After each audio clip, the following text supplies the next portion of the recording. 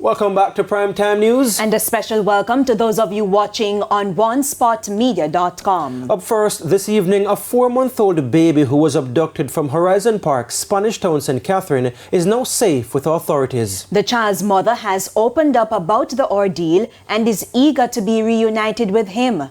Details from Krista Campbell.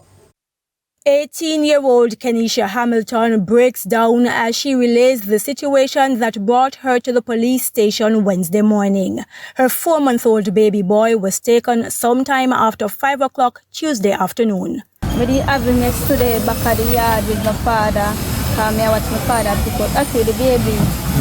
Same day I watch them and me say time I get too chilly. I tell you, I may give him breast because he want to sleep. Saying here come from and I want to sleep. So now I say Pops and I go sleep because I saw me call him and my brother come in there and take up the baby and he gonna do with him. So friend when me hear him come back and say my friend got in the car with baby.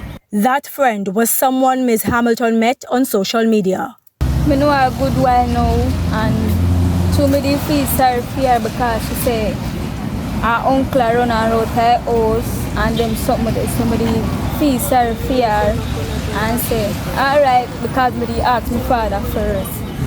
And he say, that I hear choice because any friend you have me know, alright the part boring so you can care when your friend them. But her stay was short-lived. She did it there for a while until she get up in some mix-up till my father say, you know what, make she go and start to mix up. And then something, so I tell her to go on. Then I never expect that she and me yard yesterday. Because I never know she come. But how much did she really know about the woman? Well, Ms. Hamilton says she told her she was from Montego Bay in St. James and was staying with an uncle on Mollines Road in St. Andrew. After posting about the abduction on social media Wednesday morning, a Good Samaritan reached out to help. And on the live they were saying that the person is from West.